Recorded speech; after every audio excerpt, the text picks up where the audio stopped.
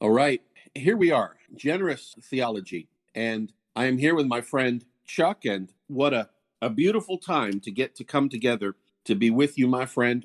I think we're in a wonderful transition point in our reading and study of the Oxford Handbook of Systematic Theology. And we're thinking about getting into part 3, the conversations. I'm hoping that we can start to touch on that today, but actually as we finish up part 2, this section on the sources, I just wondered if we could take a little retrospective there and maybe just seal off some issues or maybe make some conclusions about this. The challenge that this systematic theology section talks about is it gives us 6 categories for sources for theological knowledge. So revelation, scripture, tradition, worship, reason, and experience. And I think one of the things that I would have loved to have seen in this part might have been a chapter, an additional chapter on unifying them or weighting them or giving them various different modes or priorities between them, because we can see how. So first of all, I was delighted by these 6 categories. I could see how different denominations or different groups of Christian thinkers could weight these 6 categories very differently, including maybe even rejecting several of them. And with that in mind, some way to tie it all together and maybe try to give a normative priority, I think would have been something I would have liked to have read. Having said that, maybe, Chuck, the task falls to us and at least give our opinion about it. So with that in mind, when you think about this whole part, thinking about the sources, the different categories we talked about, 6 different areas, how all of that together becomes the theological data for building conclusions, building doctrines, coming up with a dogmatics, coming up with a systematics, coming up with an understanding that one wishes to be have recognized as normative. I can see the power in that approach, and I just wanted to maybe check with you, how does it all come together in your mind? And are there some open issues? Are there some unanswered questions for you? Or where would you like to have seen it go? Yeah, I think that there are some open questions. And especially, I know we've spent a lot of time on the chapter on experience because I think we found that chapter just really super interesting. But even in the area of experience, I think even the well-written chapter we read still leaves us some question about exactly the role of experience. And I was thinking about this last week. We started talking about some of the people at the end of the chapter that Professor Cherry describes in giving varieties of Christian theological experience. And we talked about St. Teresa of Avila and Robert Barclay, and we didn't get to spend as much time on Jonathan Edwards and Karl Rahner. But what was interesting to me is just reading the section on Jonathan Edwards, it reminded me of some reading that I had done with one of my book clubs. There's a group of guys that I meet with every other week, and we pick books to read through. And about, it must have been maybe 3-4 years ago, we read through R. Scott Clark's Recovering the Reformed Confessions. And it was interesting because at the time there was a missionary. He's a missionary to Thailand, but he was on his home service period, and so he joined us during the time that we read that book. And he actually had Professor Clark at Westminster Seminary out in California and learned from him. And so it was to read that book while having this person in our group. But anyway, that book, Recovering the Reformed Confessions, one of the key points that Dr. Clark makes is that he is very concerned about what he characterizes as a pietist desire for a certain quality of religious experience. And he calls that quire, Qire, the quest for illegitimate religious experience. And he, while admitting that traditional Reformed theology has valued to experience, pointing out that the Heidelberg Catechism begins with comfort or consolation in question and answer 1, but that there seems to be this great weight that is given to experience and to this quest for illegitimate religious experience as a way of determining truth. And so he is, in his book on Recovering the Reformed Confession, he calls for a much stronger rejection of the role of experience. And in fact, as a result of that, he wrote an article back in the end of 2020 on his blog. It's called the Heidel blog. And he wrote a blog post there about why caution about Jonathan Edwards is in order. And he talks about some of his concerns that Jonathan Edwards has become the theologian par excellence for the new Calvinist movement, what some call the young, restless, and reformed, and how you see so much of Edwards in a lot of the leadership of that group from people like John Piper and others.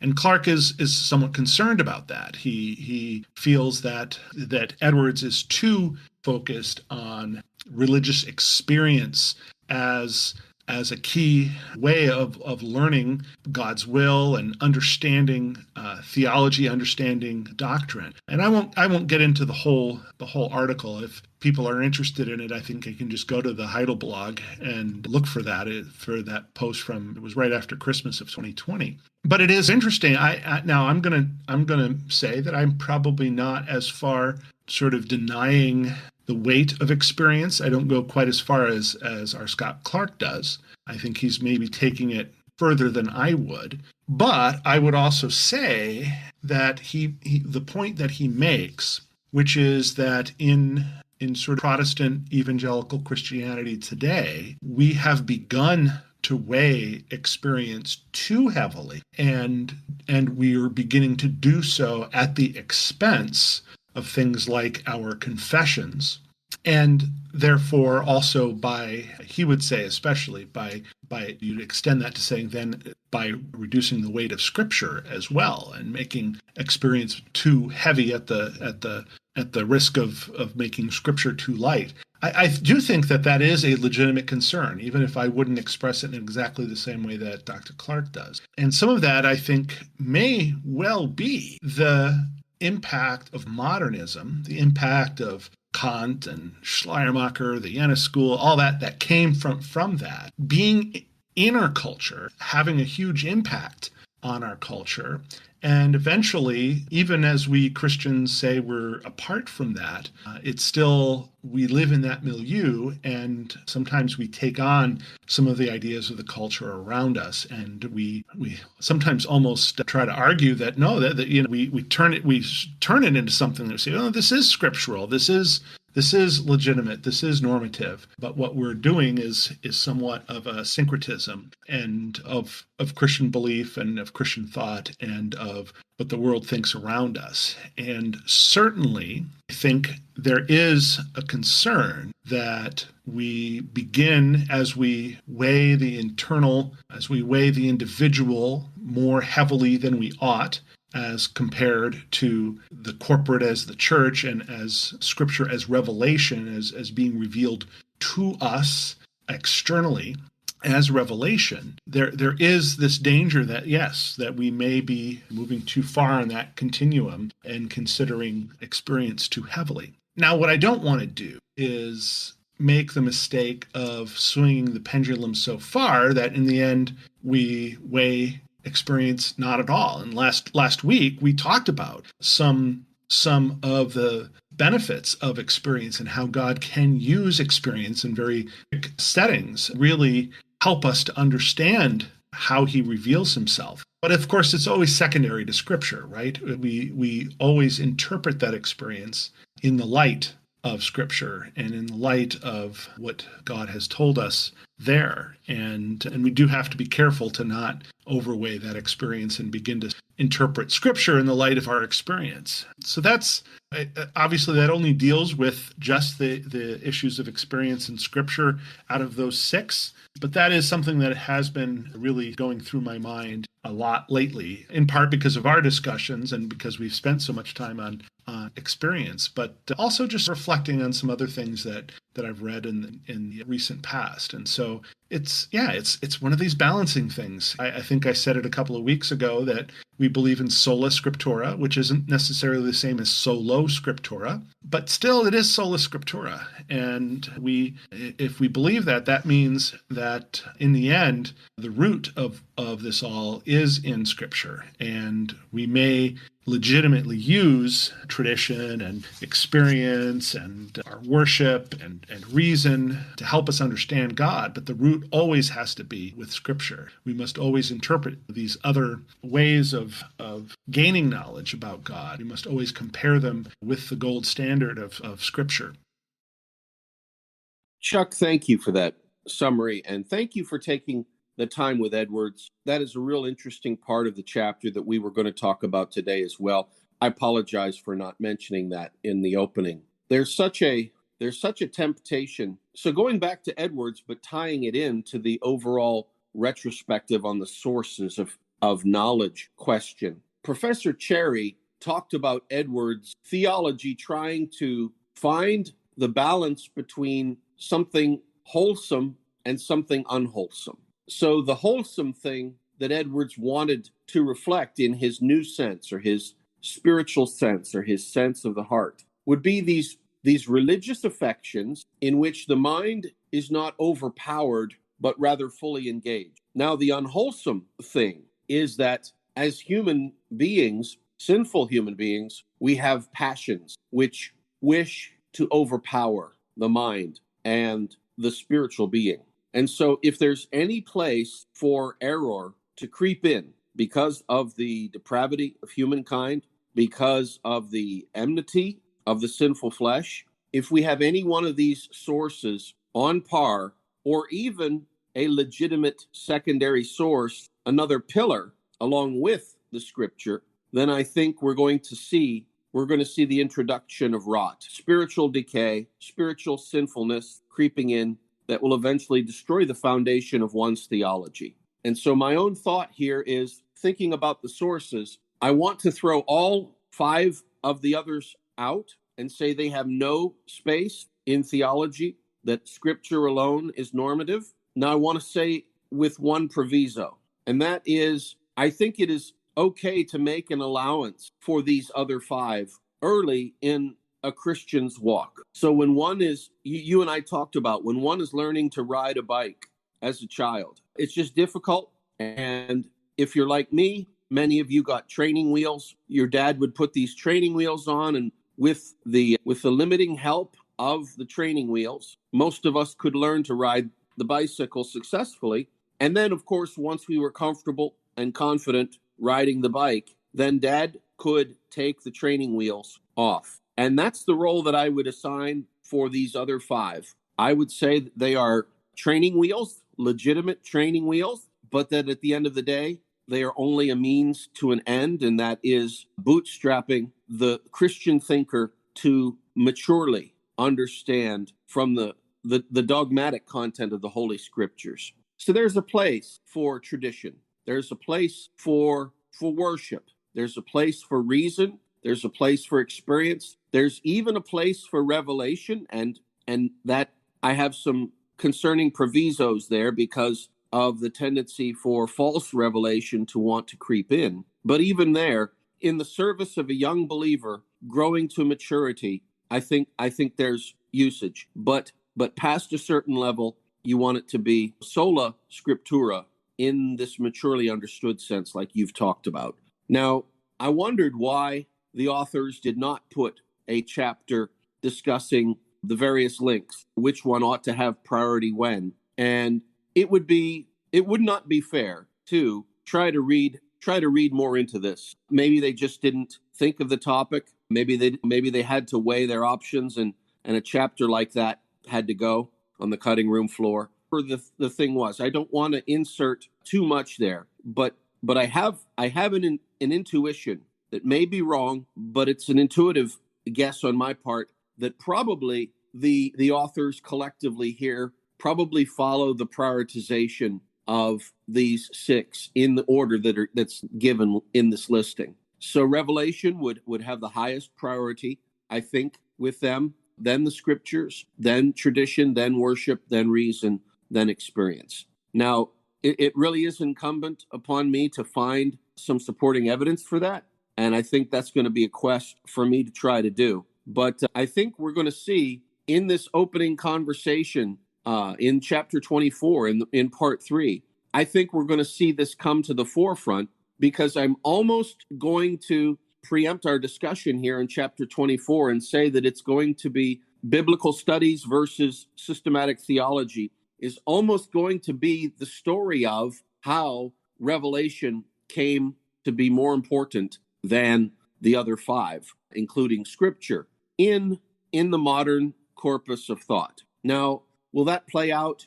I'm guessing it will, but let's go through and do the reading and find out. So that's some ideas there on the post-mortem with the sources. I apologize, Chuck. We did want to talk more about Edwards and Ronner. Was there something about Ronner that you wanted to bring up here before we moved on with things?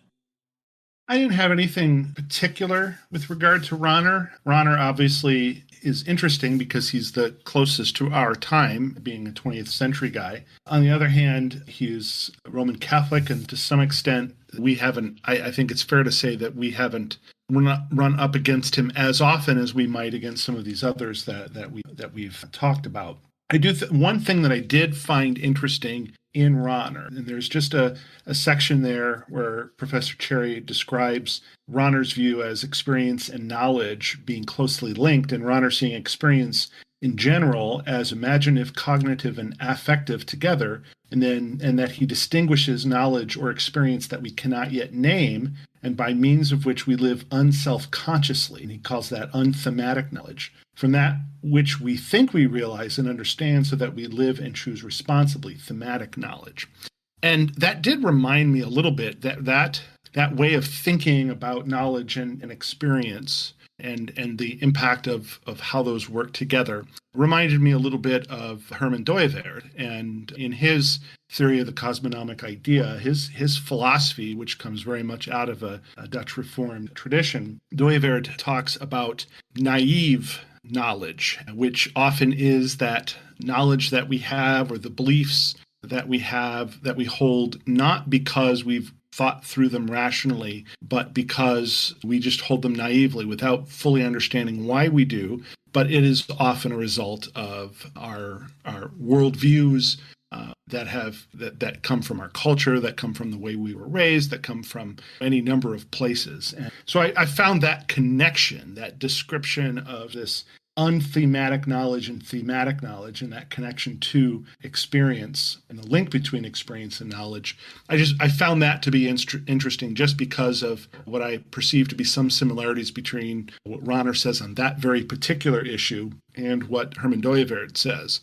Now, I'll admit that part of Dooyeweerd's philosophy is still something that I'm at the very beginnings of learning and understanding. I'm not quite ready to go into a whole thesis on how they're linked or how they're really very different from each other. But at least at a very basic level, I did find that connection, that parallel, to be somewhat interesting. Thank you for that, my friend. Now, I think I probably need to do more reading with Ronner to understand him fairly. But just from this section, from Professor Cherry, I got a deep sense that probably Ronner, but in particular, the authors of this systematic theology as a whole, considered corporately, would probably be, and I'm searching for the right words here, at the risk of being too polemical with it, I'm going to throw it out there, much too Pelagian. And by that, I don't mean heretics in the sense that Pelagius was declared a heretic. I mean in the sense of this positive theological anthropology. So with Ronner, we have this idea that all persons are open to and in search of their own fulfillment, a fulfillment which lies in and is enabled by God. And I find that a very optimistic statement. Now, if Ronner means by this that people can become this way when God's grace pulls them, then so much the better. And I think I would find myself very close to agreeing with him. There is a section there that might be read that way. Human nature as seeking to know and find the fullest possible reality that presses beyond itself toward God. This is a result of divine grace. God is always choosing us and wishes to choose us for himself forever. But I can't help thinking of Augustine here. Lord, deliver me from that evil man, myself. And maybe Ronner's properly qualified better than I'm giving him credit for here. But I would say that for each of the essays in this sources section, I would find it very difficult to imagine any of these professors agreeing with that Augustinian characteristic. Lord, deliver me from that evil man, myself. And so there's an optimism when the authors are talking about revelation and tradition and worship and reason, and even Professor Cherry with experience. There's this optimism that I think is Pelagian, for lack of a better word. And that's my biggest concern with this whole volume of systematic theology, is to fail to realize the depths of this Augustinian depravity, and to have a sort of optimism that, you and I might just decide, hey, let's go to the game. And then we're getting our jackets on and we're going to go to the game together. And then we're like, you know what? No, let's not go to the game. Let's go to the scriptures. Let's go find God. Let's go search for him. And I find that very incongruous with most of modern life. And this pressing buoyant optimism associated with the Enlightenment, with looking within, seems to be very, very fatally flawed because of that. So that really has struck me with the sources here. And perhaps I'm being harsher on some of the professors than others. Professor Stephen Fowle, for example, might be much more closely Augustinian than I'm giving credit for here. But I think that's a secret fear that I was hoping to have allayed in reading through this handbook together, and I feel like it's not. Chuck, that's pretty blunt, and you and I were talking before the meeting about people in different cultures sometimes speaking bluntly to each other. Is there any way to salvage this for a responsible criticism, or where would you go with something like this? Yeah, so as you were giving that criticism, much of which I agree with, it reminded me of two things.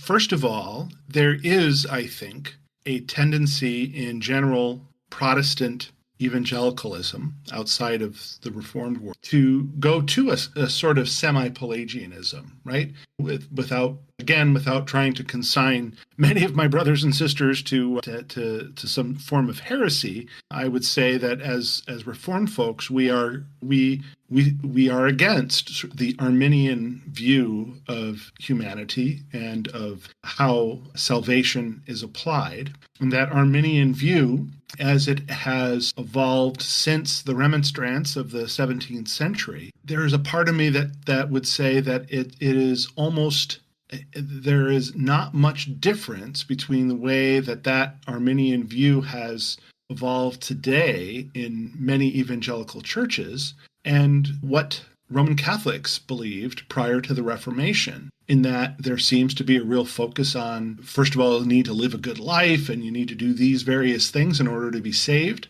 I just heard a statistic that something like 58% of all evangelicals agreed with the statement that there are things that you must do, behaviors that you must take, that you must add on to grace in order to be saved. And so so some of those concerns, I think, are very valid concerns. And perhaps what we're seeing today is a need that we may need a new Reformation or a re-Reformation to get at some of those issues. They may look a little bit different than they did at the time of the Reformation. At the time, we're not selling indulgences. We're not relying on things that today look to us to be superstition to find our salvation. But there is still a tendency to be looking for things beyond simply the grace of God, grace alone, to save us.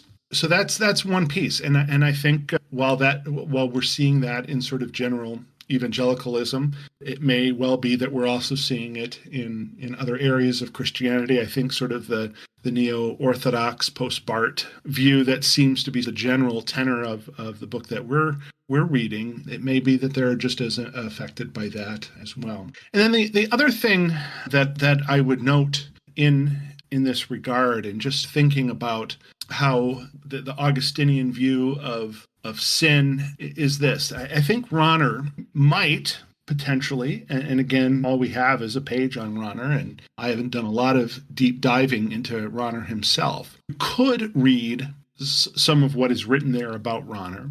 You could read him to merely be saying that all humans are built with a God's shaped hole in their souls, right? And that's language that we often use, right? We talk about how humans, even non-Christians, even the greatest of sinners, are still humans who are God's creatures created in his image, bearers of his image. And as bearers of his image, there is, and as creatures created by God, there is a natural tendency to want to fill that hole that is in our souls, that hole that is in our heart, that God-shaped hole. The problem is, and then the question is whether Rahner and others go to this next step. Problem is that without grace, without election, we are unable to fill that God-shaped hole with anything but sin, with anything but anti-God, right?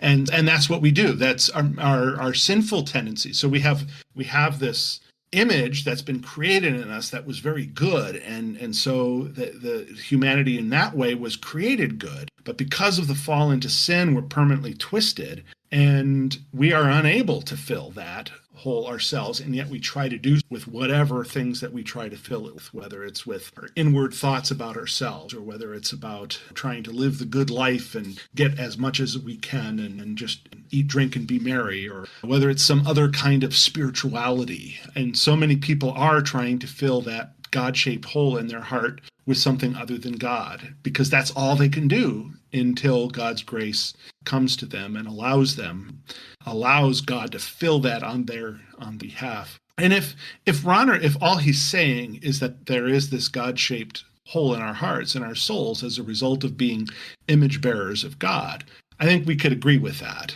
The question is, where do you go with the next step, and where do you go with the results of sin? And obviously, Rahner, as a Catholic theologian, is already going to have some differences from us as Reformed Protestants, given sort of the doctrines of superadded grace and those kinds of things that occur in the Catholic tradition. I think we would find probably some things to disagree with. But all that is just based on only, not so much a specific reading of Rahner, but more of a general understanding of Catholic doctrine, and even that, only a general understanding of it.